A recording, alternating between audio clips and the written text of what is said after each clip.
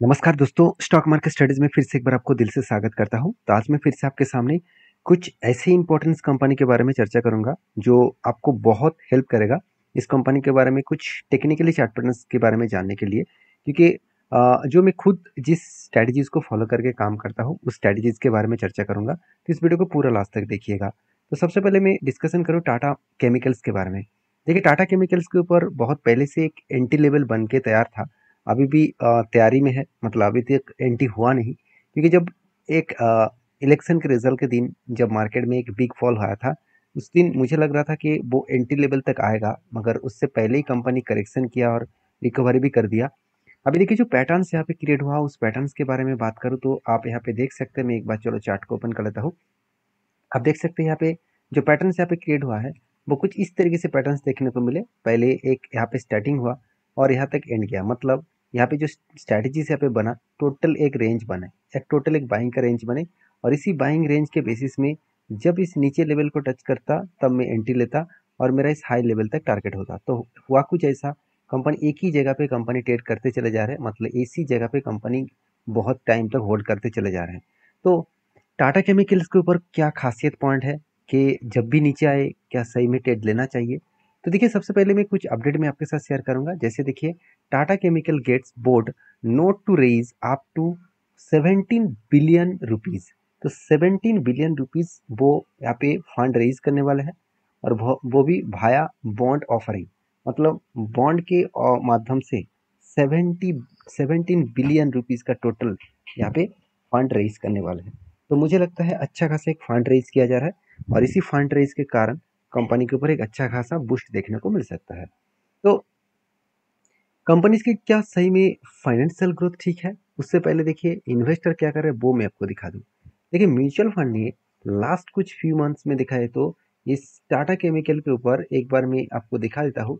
Tata chemicals के ऊपर देख सकते हैं फरवरी मंथ में जिस तरीके से सेलिंग किया, उसके बाद मार्च में बाई किया गया, अप्रैल में बाई किया गया, मई मंथ में सेलिंग हुआ, जून और जुलाई मंथ में अच्छा खासा बाइंग किया गया। मतलब बाइंग और सेलिंग कंटिन्यू होता हुआ देखने को मिले और जहाँ पे कंपनी के ऊपर एक अच्छा खासा बूस्ट भी मिलने का चांसेस है। अभी कंपनी के क्वार्टर रिजल्ट के बारे में बात करूँ तो आप खुद ही देख सकते हैं, पिछले बार 4,200 करोड़ का सेल्स था, इस बार 3,700 करोड़ का सेल्स है।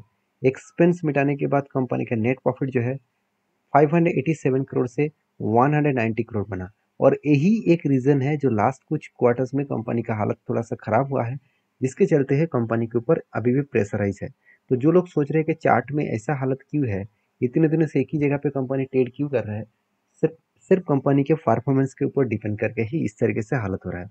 तो जो सिचुएशन क्रिएट हुआ है उस बेसिस में मैं आपके सारे पॉइंट्स को शेयर किया हूँ। बाकी आपकी क्या टाटा केमिकल्स के ऊपर राय है जरूर मुझे कमेंट्स करके बताना। नेक्स्ट जो कंपनी उसका नाम है Mahindra and Mahindra financial services.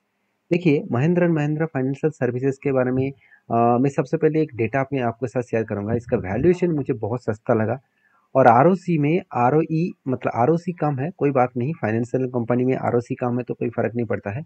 ROE कितना स्ट्रांग है वो देखना है।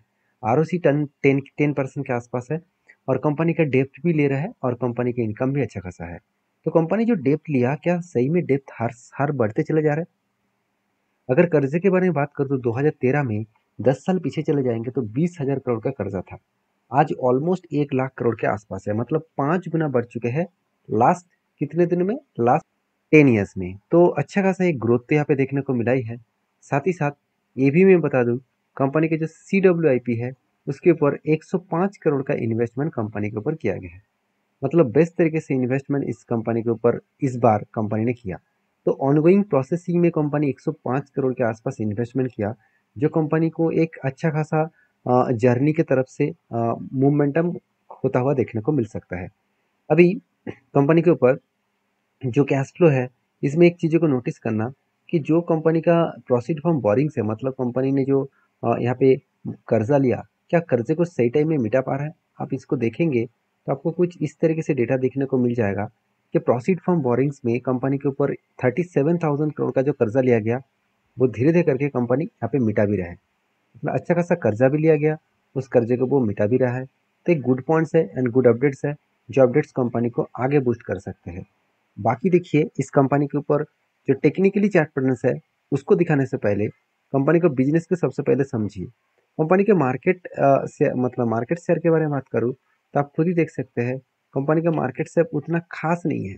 फिर भी कंपनी के प्रोडक्ट वाइज अगर बात करूँ तो आप देख सकते हैं कंपनी का रिटेल जो लोन्स है उसके ऊपर सबसे ज़्यादा डिपेंडेंट है 85%।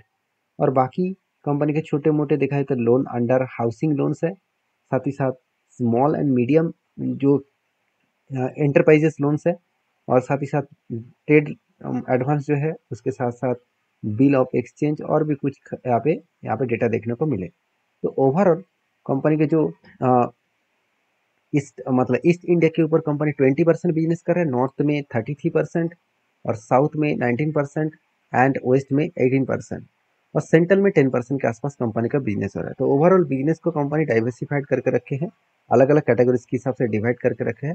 तो गुड पॉइंट्स है। तो बाकी इस कंपनी के ऊपर सबसे जो मुझे बेस्ट पॉइंट लगा इस कंपनी के ऊपर वो है इस कंपनी के ऊपर इन्वेस्टर। देखिए एक साइड से देखा है तो एफ ने माल को बेचता गया, जिस एफ के पास देखा है तो 17% के आसपास होल्डिंग था, वो आज घट के 10% हो चुके हैं। उसी तरीके से अगर डीएस के बारे में बात करूँ, सॉरी म्यूचुअल फंड के बारे में बात करूँ, जहाँ पे 10% से होल्डिंग बढ़ के करीबन 17% के आसपास हो चुके हैं। मतलब एक साइड से सेलिंग किया जा रहा है, दूसरे साइड से बाइंग किया जा रहा है, तो जो कंपनी को एक अच्छा खासा मजबूत दिशा दिखा रहा है। अभी इसी जगह पे एक बात मैं और भी एडिंग करूंगा कि म्यूचुअल फंड ने लास्ट कुछ फ्यू मंथ्स में क्या किया आप देख सकते हैं। मार्च, अप्रैल, मई, जून इस 4 मंथ में कुछ कुछ करके क्वांटिटी को ऐड किया गया। सिर्फ जुलाई मंथ में कुछ क्वांटिटी को सेलिंग किया गया। मतलब बाइंग और सेलिंग का जो सिचुएशन है वो कुछ इस तरीके से देखने को मिले, जो कंपनी को आगे बूस्ट करने के लिए, आगे जर्नी करने के लिए काफ़ी है। तो बाकी टेक्निकली चार्ट पैटर्न्स के बारे में एक बार चर्चा कर लेता हूँ। देखिए मुझे यहाँ पे कंपनी के ऊपर एक पैटर्न देखने को मिले। पहले क्या पैटर्न्स बने आप देख सकते हैं, यहाँ पे एक बिग कप बने, उसके बाद एक हैंडल, दूसरी बार हैंडल, तीसरी बार हैंडल बने। मतलब कप के बाद तीन बार हैंडल बना और फाइनली इस लेवल को ब्रेकआउट करने का कोशिश कर रहे हैं। और पिछले दिनों में हाई वॉल्यूम के साथ उसको ब्रेकआउट करने का कोशिश किया, तो थोड़ा सा ब्रेकआउट भी हुआ। अब इसके ऊपर ब्रेकआउट कंफर्मेशन मुझे चाहिए। अगर कंफर्मेशन मिले तो एक अच्छा खासा यहाँ पे जर्नी हो सकते हैं। तो डेटा वाइज में बात करूँ तो कंपनी के ऊपर एक पॉजिटिव जर्नी हो सकते हैं, और जर्नी कहाँ तक हो सकते हैं, इसका जो लाइफ टाइम हाई है उससे भी ऊपर जा सकते हैं, जो करीबन 375 के आसपास है। तो ये व्यू सिर्फ मेरा है, मेरा ओपिनियन है, प्लीज़ इसको ब्लाइंडली ट्रेड मत कर लेना। आपके जो सेबी रजिस्टर्ड एडवाइजर है उसके साथ बातचीत करके ही काम करना। नेक्स्ट जो कंपनी उसका नाम है CDSL। देखिए CDSL के ऊपर सबसे जो गुड अपडेट है वो मैं आपको बता दूं। फाइनली CDSL ने जो डिसीजन लिया स्प्लिट देने का, उसका डेट मेंशन कर, सॉरी बोनस देने का, हर एक के बदले एक शेयर आपको बोनस देने वाला है। मतलब आपके पास अगर इस कंपनी का 100 शेयर है तो वो और भी 100 शेयर ऐड हो जाएगा, मतलब आपके पास 200 शेयर हो जाएगा।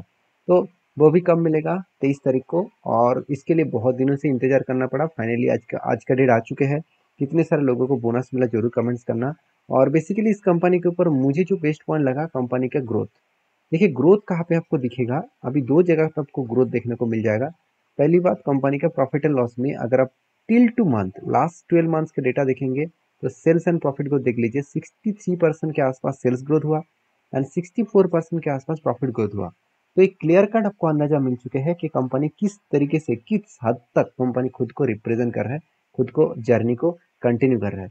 मतलब कंपनी का जो सेल्स एंड प्रॉफिट ग्रोथ है बहुत बहुत स्ट्रांग है, और इसी स्ट्रांगनेस के कारण कंपनी में अच्छा खासा जर्नी होने का चांसेस देखने को मिल चुके हैं।